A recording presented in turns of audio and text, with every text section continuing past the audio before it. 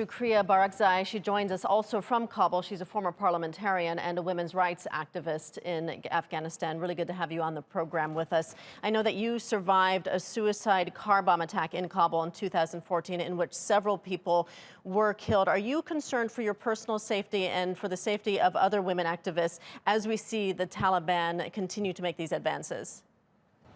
Of course, it's about the safety of Afghanistan, because if Afghanistan will be left alone, as it is at the moment, and the Afghan National Security Force alone should be fight all international terrorist network where they're eventually active in the area, I think that will be a disaster, not only for women in Afghanistan, but of course it will be a international security threat for other countries too, especially for the Western country.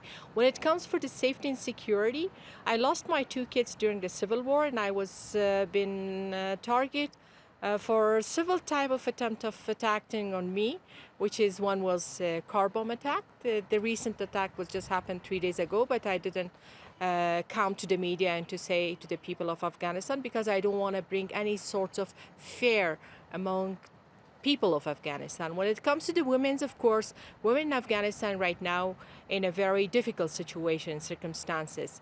There is no window of opportunity anymore for women to raise their voice instead of talking about activism or other things.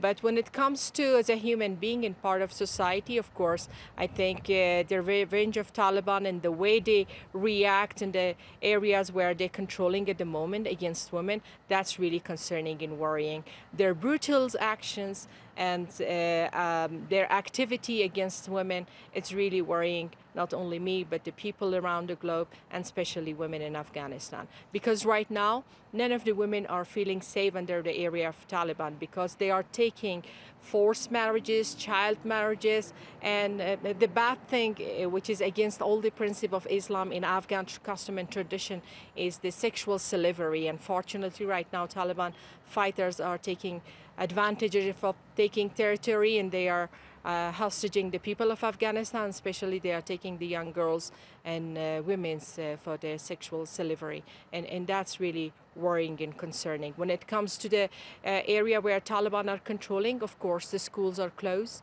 There's no university, there's no job for women.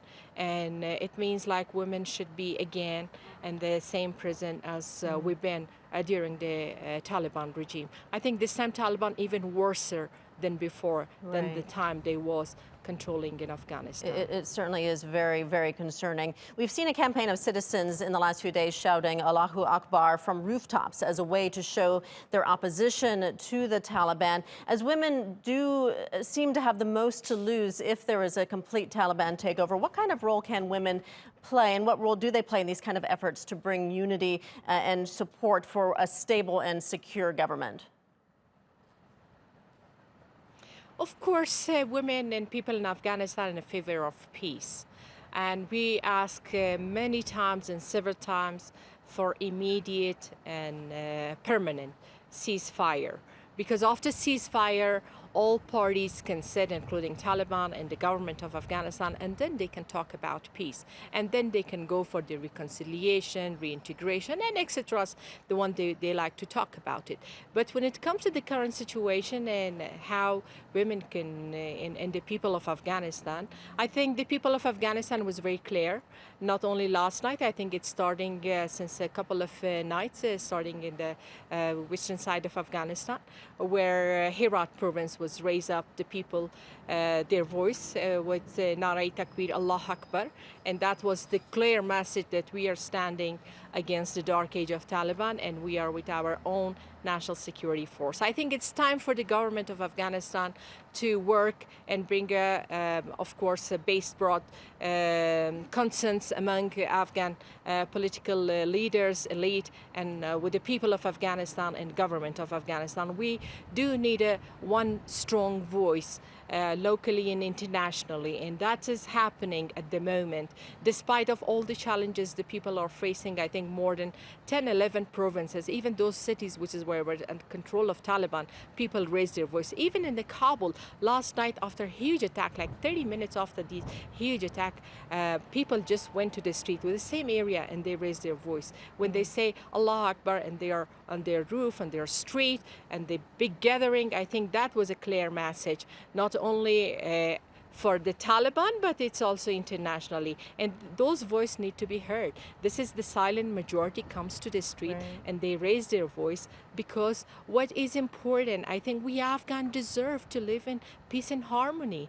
We would love to be a peacemaker rather than a warrior, but it's important which kind of peace we are looking for. It's exactly the same peace where Taliban controlling the areas. Do they deliver peace for those areas? Forget about women's and men issue, but just the physical safety, just mental safety, just services. Do they deliver any kind of services?